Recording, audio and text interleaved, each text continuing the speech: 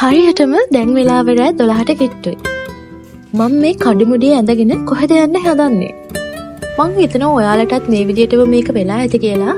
රෑ 12ට විතර රාමෙන් එකක් කන්න තිබ්බනම් හොඳයි කියලාන ෆීලිං එක තියනවා නේද? මටත් මේ ඒක ඇවිල්ලා තමයි ඉන්න බැරි වෙලා යන්න හදන්නේ. මන් දන්නේ මට කන්ට්‍රෝල් කරගන්න බැරි ෆීලිං වලින් එකක් තමයි මට රාමෙන් එකක් දැන් කන්න ඕනේ. මේ ඉන්නේ අපේ ලෑන්ඩ්ලෝඩ්ගේ පෝස් නම්බර්. මේ බෝල ගෙඩියත් එක්ක නම් හරිම අමාරුයි මගේ බයික් එකත් එක්ක වැඩ කරන්න. මොකද මෙයා ටග් ගාලා ඇවිල්ලා බයික් යටට රින්ගනවා. ඉතින් සමහර වෙලාවට මම මෙයාව ඈතින් තියලා දුවලා ඇවිල්ලා බයික් අරගෙන යනවා. මොකද මෙයාත් එක්ක හරි අමාරුයි. මෙයාගේ කටේ එක දතයි තියෙන්නේ. මොකද එයා ඇක්සිඩන්ට් වෙලා ඒ වුණාට ඒ දතෙන් හැපුවොත් නම් හරියටම රිදෙනවා. මේ තියෙන්නේ ඉතින් දවසේ කොයි වෙලාවෙ රාමෙන් කන්න ඕනත් යන්න හිතන තැන 77. මට ඇතුලේ ෆිල්ම් කරන්න ඕන නම් මට ලැජ්ජ හිතුණානේ ගොඩක් කට්ටිය හිටියේ. ඉතින් මම ෆිල්ම් කරේ නෑ.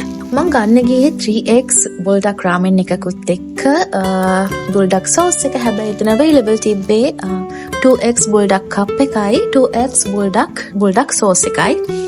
ඒ දෙකත් අරගෙන මම පැකට් එකේ තියෙන ඉන්ස්ට්‍රක්ෂන් වලට අනුව මං try කරා රාමෙන් එක හදන්න. හැබැයි මගේ patience level ටිකක් ඉතින් මං ආයෙම ෆෑන් එකට දාලා ටක් ගාලා හීට් කරලා ආයෙ කප් එකට දාලා තිබ්බ සෝස් දාලා කන්නයි හදන්නේ. එතකොට මං හිතුවා දැන් පැකට් එකත් 2x නේ. එතකොට මං ගත්ත සෝස් එකත් 2x නේ. මං ඇත්තටම හිතුවා මේ දෙක එකතු කරලා කෑවොත් 4x වෙලා වගේ හොඳ ස්කයි රොකට් වෙයි කියලා. හැබැයි හිතුව තරම් ලොකුවට මට එහෙම දරා ගන්න බැරි තරම් සැරක් දැනුන්නේ නැහැ. මං කොහොමත් සැර කන කෙනෙක්. එතකොට මට සාමාන්‍යයෙන් මගේ කොහොමත් සැර දැනෙන්නේ අඩුවෙන්. හැබැයි මේක ටිකක් සැරයි, සැර නැත්තේ නෑ.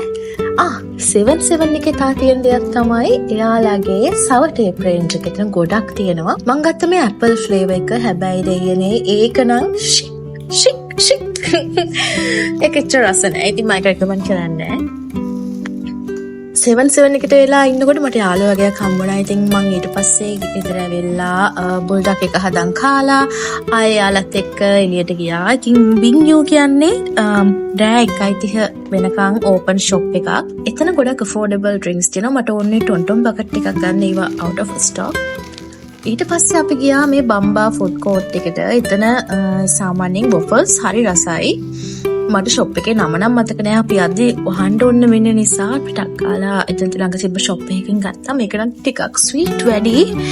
මම ඒකට ආසෙ නෑ. ඉතින් ආයෙ දවසක මං ඔයාලව එක්ක යන්නම් රැට කොළඹ වටේ රවුම.